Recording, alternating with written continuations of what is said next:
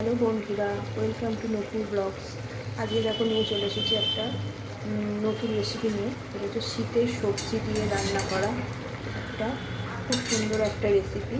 যে দেখো টমেটো আছে, বিটস আছে, গাজর আছে, আলু আছে, তো তোমরা কড়াইশুঁটিও দিতে পারো, তারপর ধনেপাতাও দিতে পারো।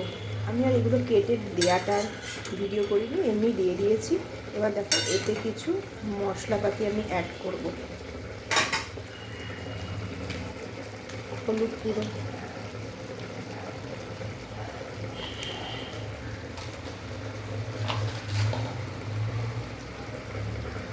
নুন, নুনটা আর একটু দিতে লাগবে, গোলমরিচ, যে যেরকম ঝালটা পছন্দ করো সেরকম দিয়ে দেবে।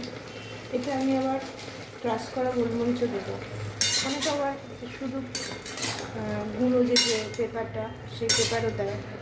আমি এমনি ডাস্টও দিচ্ছি, আবার নর্মালও দেবো, যেটা মানে ক্রাশ করা। তো দেখো এই হয়ে গেল।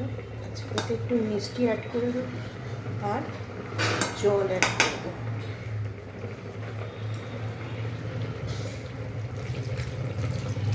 জল দিয়ে দিলাম।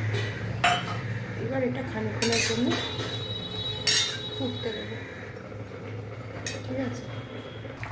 তো দেখো বন্ধুরা, এবার আমি এর মধ্যে একটু গোলমরিচের গুঁড়ো, মানে গোলমরিচ ক্রাশ করা, গোটা গোলমরিচ এটাকে বলি, এটা দিয়ে দিলাম। দিয়ে একটু নাড়িয়ে নিচ্ছি। এই মধ্যেখানে ভিডিও করার মধ্যেখানে আমি 2-3 বার একটু নেড়ে নেড়ে নিয়েছি, সেটা আর ভিডিও করিনি। তবে দেখতে পাচ্ছি এতে তোমার টমেটো, গাজর, তোমার এটাকে কী বলো, বিট, তারপরে আলু, কড়াইশুঁটি সব কিছুই দেওয়া হয়। তা আগেও কড়াইশুঁটিটা দিইনি, ইচ্ছে করলে তোমরা কড়াইশুঁটিও দিতে পারো। এখন শুধু দরকার এটা আর একটু জলটা মরবে, আর তারপরে একটু কাই কাই করে রান্নাটা তখন শেষ করবো, নামিয়ে নেবো আর কি। দেখো বন্ধুরা, তরকারিটা প্রায় হয়ে এসছে।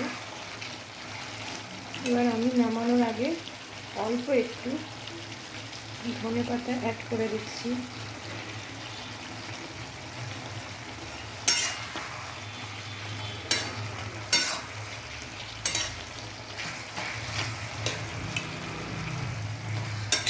ধনেপাতা অ্যাড করে দিলাম। এবার তরকারিটা একদম হয়ে গেছে, গ্যাসটা অফ করে দিলাম। তরকারিটা নামিয়ে নিচ্ছি। তো দেখো বন্ধুরা, এবার তরকারিটা নামিয়ে নিয়েছি। এই দেখো, দেখতে কি সুন্দর লাগছে না? বেশ কালারফুল একটা রান্না রেসিপি। তো তোমরাও বাড়িতে ট্রাই করে দেখো, অবশ্যই তোমাদের ভালো লাগবে। আর ব্লগটা তাহলে এখানেই শেষ করছি। তোমাদের ভালো লাগলে তোমরা প্লিজ আমার চ্যানেলটাকে সাবস্ক্রাইব করে নিও, একটা লাইক করো আর আমার পাশে থেকো। তাহলে আজকে আসছি, তোমরা সবাই ভালো থেকো, সুস্থ থেকো, টাটা।